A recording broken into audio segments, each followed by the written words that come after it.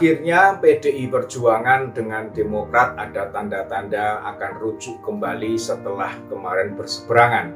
Dan kebersamaan dua partai ini nantinya tentu akan membawa dampak yang sangat luar biasa terhadap capres koalisi perubahan, yaitu Anies Baswedan.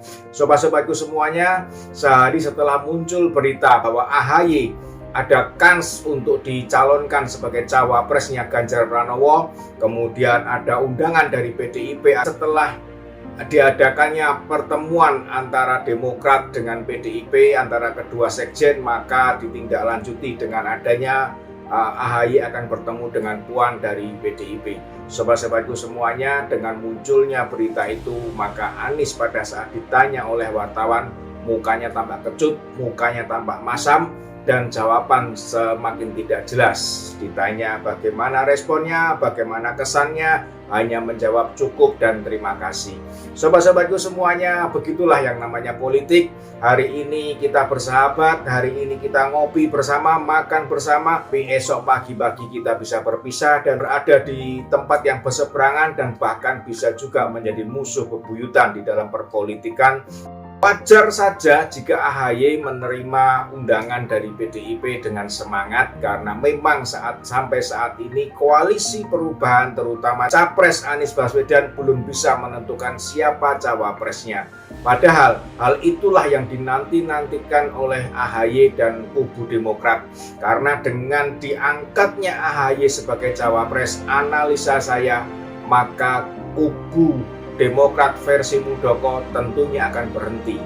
Jika PK Muldoko dimenangkan oleh Muldoko dan AHY sudah dicawapreskan, maka kabar santer bahwa Jokowi ikut cawe-cawe di dalam penentuan presiden akan semakin mencuat, dan itu akan menjadi sebuah gorengan yang sedap sekali oleh kubu sebelah. Sobat-sobatku semuanya, sama halnya dengan pada saat Anies dicapreskan oleh Surya Paloh, maka hal itu menghambat kinerja dari KPK. KPK sempat berkeluh kesah kepada Bapak Mahfud MD bahwa sulit untuk mentersangkakan Anies Baswedan karena dia adalah capres, dan jika diteruskan pemeriksaannya maka akan muncul politisasi. Nah, sobat-sobatku semuanya, mungkin demikian pula yang dinanti-nantikan oleh kubu Demokrat, sehingga mengeluarkan ultimatum bahwa sampai dengan bulan Juni jika cawapres tidak muncul, dalam artian jika cawapresnya bukan AHY, maka Demokrat memiliki opsi yang lain. Dan kebetulan sekali, seperti ibaratnya gayung bersambut, PDIP membuka pintu lebar-lebar terhadap Demokrat, dan Demokrat pun akhirnya terlibat perundingan. Sehingga pada waktu yang akan datang ini, sedikit hari lagi, mungkin AHY akan bertemu dengan Puan dan terjadilah deal-deal politik. Sobat-sobatku semuanya, bukan Jokowi menjegal Anies, bukan Jokowi cawe-cawe siapa presidennya, tetapi seperti kata Mahfud MD bahwa Anies bisa dijegal di dalam partai koalisinya. Berita hal cawe-cawe Bapak Joko Widodo ternyata sangat santer sekali digoreng oleh beberapa orang, termasuk diantaranya adalah Yusuf Kalla. Yusuf Kalla memang begitu muncul berita bahwa Pak Jokowi akan tetap cawe-cawe, langsung diterjemahkan bahwa Jokowi cawe-cawe dalam artian akan menentukan siapa presiden pengganti dia. Sungguh malang pemikiran seorang yang pernah menjadi wapres 2 periode, 2 presiden ini. Ternyata pikirannya begitu cekak sekali sehingga dia tidak bisa mengerti bagaimana proses demokrasi dan bagaimana penentuan dari capres maupun cawapres tidak bisa ditentukan oleh seorang presiden yang saat ini menjabat. Kita semua maklum dan kita pun berpikir bahwa Jokowi memang harus cawe-cawe di dalam pemilihan presiden tahun 2024, karena jika tidak cawe-cawe maka sangat riskan pembangunan Joko Widodo tidak akan diteruskan, dan itu berarti Indonesia akan mandek, Indonesia akan berhenti. Dan dengan segala perubahan yang dipikirkan oleh koalisi perubahan, maka Indonesia akan benar-benar berubah dari negara yang sedang berjalan untuk maju menjadi berubah negara yang mungkin akan stagnan, berhenti, dan bahkan kemungkinan akan mundur kembali, karena semua akan dievaluasi jika koalisi perubahan memperoleh kesempatan untuk bisa berkiprah di pemerintahan pada tahun 2024. Joko Widodo cawe-cawe dalam arti ingin memberikan pemikirannya kepada partai-partai pengusung capres, koalisi-koalisi capres yang berada di dalam koalisi pemerintahannya. Jokowi tentunya, menurut perkiraan saya, Jokowi tentu mengatakan presiden yang akan meneruskan adalah presiden yang bisa meneruskan program ini.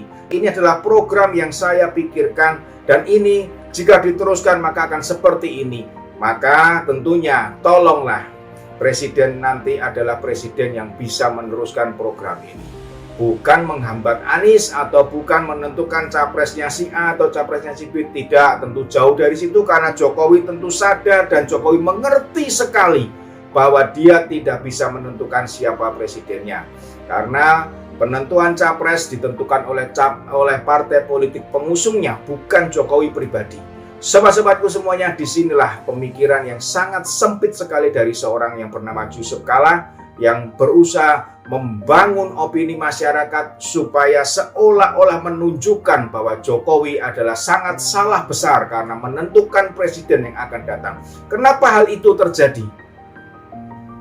Pada saat tahun 2014, di mana Jokowi menentukan bahwa Yusuf Kalla lah yang akan menjadi cawapresnya, di situ Jokowi pernah memberikan satu ultimatum kepada JK, bahwa JK boleh menjadi cawapres tetapi tidak boleh ikut dalam proyek-proyek pemerintah. Dan pada saat itu JK lebih mentereng menjadi orang terhormat, menjadi wapres. Maka apa yang terjadi sobat-sobatku?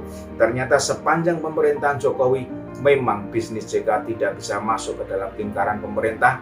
Dan tentunya kita tahu semua bahwa bisnis itu mengalami kesulitan, sehingga beberapa kali bahkan ada digugat oleh beberapa bank dengan hutangnya yang beberapa triliun rupiah yang tidak terbayarkan. Dan bahkan saat ini yang terakhir sekali, perusahaan milik keluarga Yusuf Kalla diduga terlibat di dalam korupsi 2,2 triliun. Sobat-sobatku semuanya, apakah kemungkinan bisa jadi karena JK harus lepas dari belitan hutang, JK harus ikut di dalam proyek-proyek berikutnya, JK harus memenangkan tender-tender agar perusahaannya selamat, maka JK berjuang mati-matian supaya Anies menjadi presiden. Pada saat Anies Baswedan menang sebagai di dalam pemilihan gubernur DKI Jakarta, maka pada hari pertama Anies Baswedan menemui Ahok di balai kota. Anies menggunakan sebuah helikopter, di mana helikopter tersebut adalah milik Erwin Aksa yang merupakan keponakan dari Yusuf Kalla. Sobat-sobatku semuanya, apakah hal ini memang tujuan daripada JK sehingga dia berjuang mati-matian untuk memenangkan Anies Baswedan? Karena dengan Anies menjadi presiden, maka kemungkinan besar bisnis JK bisa terselamatkan. Kita semua tidak mengerti apakah JK benar-benar berjuang agar negara ini bisa maju, agar negara ini bisa mensejahterakan rakyatnya. Apakah JK betul-betul nasionalis di dalam dia memilih Anies Baswedan, walaupun Anies sudah jelas akan menggunakan politik identitas dan Anies sudah jelas akan melakukan banyak perubahan yang pembangunan sudah diterapkan oleh Jokowi. Dan JK berjuang berusaha semaksimal mungkin buat berita seolah-olah pemerintah tidak adil seperti yang sekarang terjadi, maka rakyat tidak akan memilih presiden yang dari kalangan pilihan Bapak Presiden Jokowi.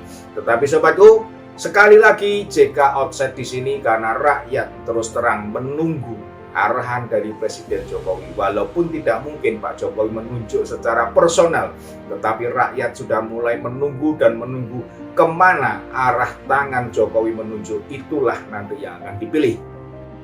Kita ingat pula pada tahun 2013, pada saat itu diberitakan santer Gubernur DKI Jakarta Joko Widodo mungkin akan dicapreskan oleh PDIP. Dan di situ pula JK dengan terang-terangan mengatakan bahwa negara akan hancur jika Jokowi menjadi presiden.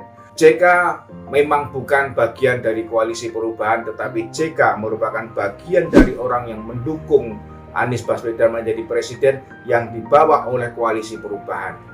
Dan demikian pula kita melihat bahwa JK pun tidak konsisten, karena JK mengatakan bahwa negara akan hancur jika dipimpin oleh Jokowi. Tetapi JK menjadi wapresnya Jokowi, memang tidak pernah ada konsistensi di antara mereka. Sobat-sobatku semuanya, kita bisa melihat bagaimana nanti jika negara kita diserahkan kepada partai-partai yang memiliki ketidakkonsistenan di dalam berbicara, di dalam bertindak, bahkan program visi misinya pun tidak jelas. Kita memiliki 3 capres sampai dengan hari ini, yaitu Anies Baswedan, Prabowo Subianto, dan Ganjar Pranowo. Anies Rashid Baswedan, kita tahu bagaimana rekam jejak dia di Jakarta selama memimpin gubernur. Hanya 1 puskesmas yang dia bangun selama 5 tahun dia menjadi gubernur DKI Jakarta. Dan pada saat akan menjadi gubernur, dia menggunakan tangan-tangan organisasi radikal dan intoleransi sehingga dia boleh memenangkan pilgub pada tahun 2017. Prabowo Subianto, kita juga melihat bahwa dia di tahun 1998 di saat itu mengalami sebuah kemalangan sehingga dia harus dipecat dari keanggotaannya di militer dengan pangkat terakhir Letnan Jenderal karena pelanggaran-pelanggaran hak asasi manusia yang telah dibuktikan di pengadilan militer. Dengan Ganjar Pranowo kita juga melihat bagaimana rekam jejak beliau selama ini. Kita mengetahui bahwa ada juga diduga dia mengenai terlibat di dalam EKTP, tetapi ternyata oleh Novel Baswedan pun itu disanggah dan jelas bahwa Ganjar Pranowo bisa dikatakan tidak terlibat di dalam EKTP. Sobat-sobatku semuanya, yang terpenting lagi di dalam memilih ketiga capres nanti adalah kita mengharapkan bahwa negara kita akan maju dan berkembang. Kita mengharapkan negara kita memiliki sebuah perekonomian yang bagus, sebuah perekonomian yang baik sehingga bisa mensejahterakan rakyatnya. Untuk itu, kita butuh seorang presiden yang bisa melanjutkan program dari Bapak Joko Widodo. Pasti akan meneruskan program dari Bapak Presiden Joko Widodo saat ini. Sehingga pada waktunya nanti 2024, negara kita menjadi negara yang maju, negara kita menjadi negara yang berdaulat, negara kita menjadi negara yang berwibawa. Pihak asing tidak akan berani lagi cawe-cawe terhadap negara kita. Salam Obidantos.